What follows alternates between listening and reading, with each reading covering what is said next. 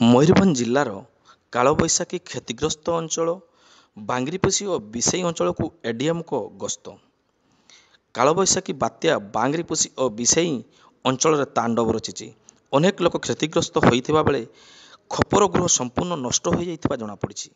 କ୍ଷତିଗ୍ରସ୍ତ ଅଞ୍ଚଳକୁ ପରିଦର୍ଶନ କରି ରାଜସ୍ୱ ମନ୍ତ୍ରୀ ଶ୍ରୀଯୁକ୍ତ ସୁରେଶ କୁମାର ପୂଜାରୀ ଓ ନଗର ଉନ୍ନୟନ ମନ୍ତ୍ରୀ ଶ୍ରୀଯୁକ୍ତ ଡକ୍ଟର କୃଷ୍ଣଚନ୍ଦ୍ର ମହାପାତ୍ର ଜିଲ୍ଲା ପ୍ରଶାସନକୁ କ୍ଷୟକ୍ଷତି ଆକଳନ କରିବା ପାଇଁ ନିର୍ଦ୍ଦେଶ ଦେଇଥିଲେ।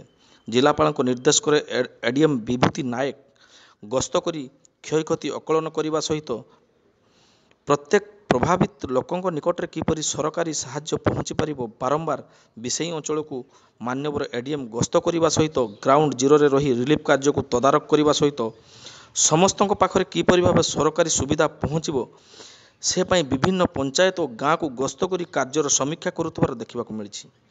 କ୍ଷୟକ୍ଷତିର ଆକଳନ କରିବା ସହ କିପରି ଭାବେ ଚାଲିଛି ରିଲିଫ୍ କାର୍ଯ୍ୟ ସବୁର ସମୀକ୍ଷା କରିବା ପରେ ପ୍ରତିକ୍ରିୟା ରଖିଛନ୍ତି ମାନ୍ୟବର ଏଡିଏମ୍ ବିଭୂତି ନାୟକ। କାଳବୈଶାଖୀ ବାତ୍ୟା ଦ୍ୱାରା ପ୍ରଭାବିତ ହୋଇଥିବା ଜନସାଧାରଣଙ୍କର କିପରି ବ୍ୟବସ୍ଥା କରାଯାଇଛି ସେସବୁର ବିସ୍ତୃତ ଭାବେ ଏଡିଏମ୍ ବିଭୂତି ନାୟକ ପ୍ରକାଶ କରିଛନ୍ତି। ଆସନ୍ତୁ ଶୁଣିବା ତାଙ୍କ ମୁହଁରୁ। ଘର ଆମର ପ୍ରାୟ ଏଫେକ୍ଟେଡ୍ ଅଛି 1721 ଆଉ ତା ସେଥିରେ ଆମର ଯେଉଁ ଭିଲେଜ୍ ଆମର 18ଟା ଭିଲେଜ୍ ଏଫେକ୍ଟେଡ୍ ଅଛି। ଆଉ ଆମର ବର୍ତ୍ତମାନ ସୁଦ୍ଧା ପଲିଥିନ୍ ଆମେ ଡିଷ୍ଟ୍ରିବ୍ୟୁସନ୍ କରିଛୁ 8582 ଆଉ ବର୍ତ୍ତମାନ ବି ଚାଲିଛି। ଆମ ପାଖରେ ବର୍ତ୍ତମାନ ଆହୁରି ବାଲାନ୍ସ ଅଛି 3172 ପାଖାପାଖି ଏବେ ଆହୁରି କିଛି ମୋର୍ ଦେନ୍ 500 600 ଅଲରେଡ଼ି ଡିଷ୍ଟ୍ରିବ୍ୟୁସନ୍ ହେଇଯାଇଛି।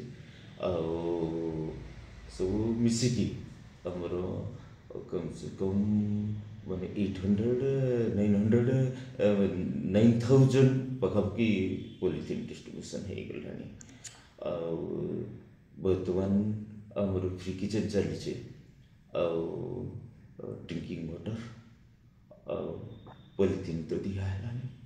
ଆହୁରି ଯେଉଁମାନଙ୍କୁ ଅଧିକ ଦରକାର ଅଛି ପଲିଥିନ୍ ସେମାନଙ୍କୁ ମଧ୍ୟ ଆମର ଦିଆହେଉଛି। ଯେଉଁ ଘର କ୍ଷତିଗ୍ରସ୍ତ ହୋଇଥିଲା ସେ ଘର ପରମାନେଣ୍ଟ ସଲ୍ୟୁସନ୍ ପାଇଁ କ'ଣ କରାଗଲା? ସେ ଘର ଯେଉଁମାନଙ୍କର କ୍ଷତିଗ୍ରସ୍ତ ସମ୍ପୂର୍ଣ୍ଣ ମଧ୍ୟ ଆମର ଚାଲିଛି।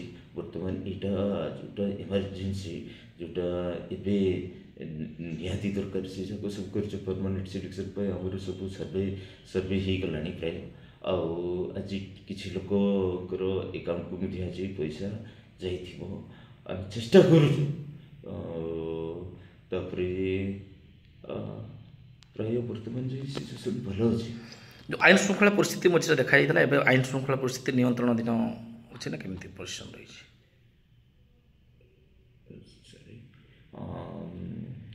ସରି କ'ଣ କହିଲେ? ଆଇନ ଶୃଙ୍ଖଳା ଯେଉଁ ରାସ୍ତା ରୋକ ହୋଇଯାଉଥିଲା ଲୋକମାନେ ଯେଉଁ ଉତ୍ତ୍ୟକ୍ତ ହେଉଥିଲେ ସେଟା କେମିତି ଏବେ ବର୍ତ୍ତମାନ କେମିତି କିଛି ହେଇନି? ଓକେ ସେମିତି କିଛି ହେଇନି, ଅଣ୍ଡର କଣ୍ଟ୍ରୋଲ? ହଁ ଭଲ ଅଛି। ସମସ୍ତେ ମଧ୍ୟ ସବୁ ଗାଁ ପ୍ରାୟ ଆଜି ବୁଲିଛି। ସମସ୍ତଙ୍କ ପାଖରେ ଫ୍ରି କିଚେନ୍ଟା ଠିକ୍ ଚାଲିଛି। ତାପରେ ଇଏ ଆମର ପଲିଥିନ୍ ଯାକ ମଧ୍ୟ ସମସ୍ତେ ସାର୍ ଏଇ ବିଭିନ୍ନ ଗଣମାଧ୍ୟମ ଯେଉଁ ଫେକ୍ ନ୍ୟୁଜ୍ ଗୁଡ଼ା ଚାଲିଛି ଏଡିଏମ୍ ମିଛ କହୁଛନ୍ତି ୟାକୁ ନେଇ ସାର୍ କ'ଣ କହିବେ, କ'ଣ ପ୍ରତିକ୍ରିୟା ରଖିବେ? ଦେଖନ୍ତୁ ଏହି ସମୟରେ ଆମେ ତ ଲୋକ ତ ଅନେକ କଥା କହିବେ, କିନ୍ତୁ ଦେଖନ୍ତୁ ଆମର ଜିଲ୍ଲାପାଳଙ୍କର ନିର୍ଦ୍ଦେଶ କ୍ରମେ ଆମେ ସମସ୍ତ କର୍ମଚାରୀ ଆମର ଯେତିକି ସକ୍ଷମ ଆମେ ସେତିକି କାମ କରିଛୁ ଯେମିତିକି ଲୋକମାନଙ୍କର ଜନସାଧାରଣଙ୍କର କୌଣସି ଅସୁବିଧା ହେବନି ସେଥିପାଇଁ ଆମେ ଚେଷ୍ଟା କରିଛୁ। ଏ ସମୟରେ କିଏ କ'ଣ କହିଲେ ଆମେ ସେଇଟାକୁ ଆମେ ଦେବୁନି। ଆମେ କେମିତି କାମ କରିକି ଲୋକମାନଙ୍କୁ ସୁବିଧା ଦେଇପାରିବୁ ସେଥିପାଇଁ ଆମେ ଚେଷ୍ଟା କରୁଛୁ। ଯଦି ଆପଣମାନେ ଯଦି ଚାହିଁବେ ରିଏଲିଟି ଆପଣ ଦେଖିପାରିବେ କିଛି କହିପାରିବେ। ଧନ୍ୟବାଦ।